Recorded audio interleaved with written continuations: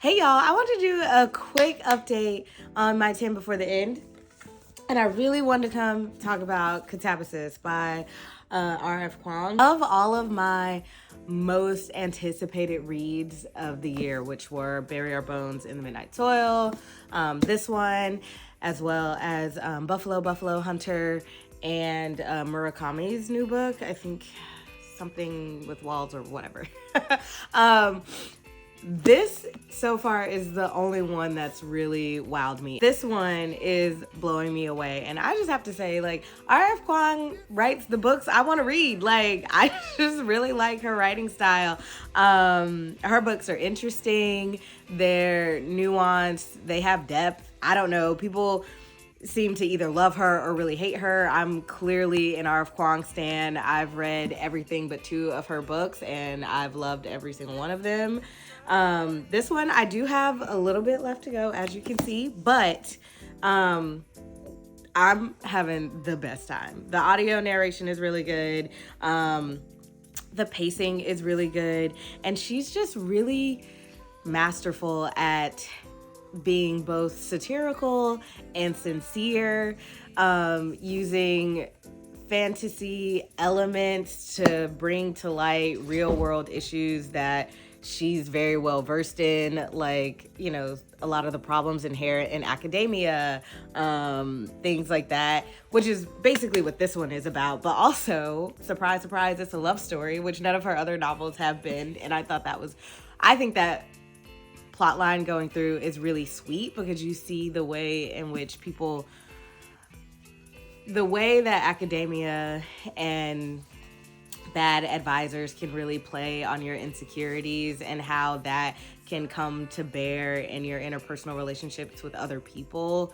In this case, between the 2 potential love interests, is really riveting to read and follow as you go through. And if you've been in an academic setting for any length of time, some part of this will resonate with your experience. I definitely felt that. And you do go into college, into secondary education, with this idea a lot of times that you're now following the path of giants, and that your advisors, your TAs even, are at some level way above you that you're hoping to achieve.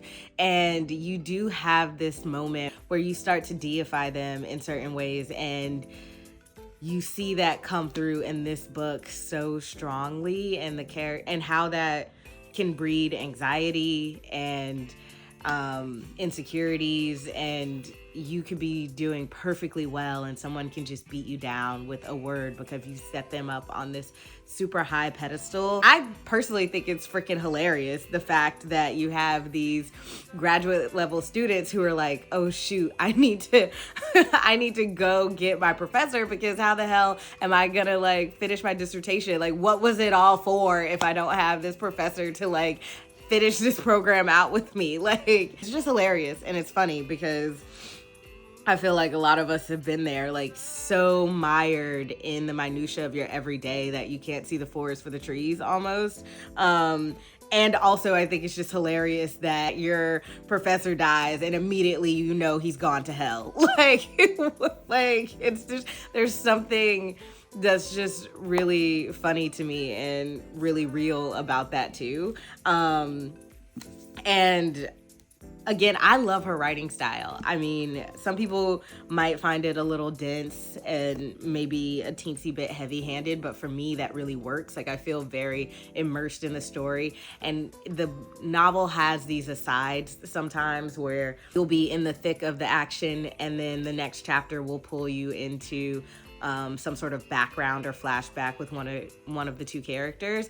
And normally that can be a little jarring, and it was on audio because I didn't have, like, when I was driving or something, I didn't have the physical book to see the page breaks and things where you can kind of subconsciously prepare yourself for that change in tone or pacing. But it didn't take long to get right back into it. And even those asides were very interesting and rich and layered. And I'm just having a kick-ass time with this book. I'm loving it. I hope it sticks the landing. We'll see. But I am really, really, really enjoying it. It's so good.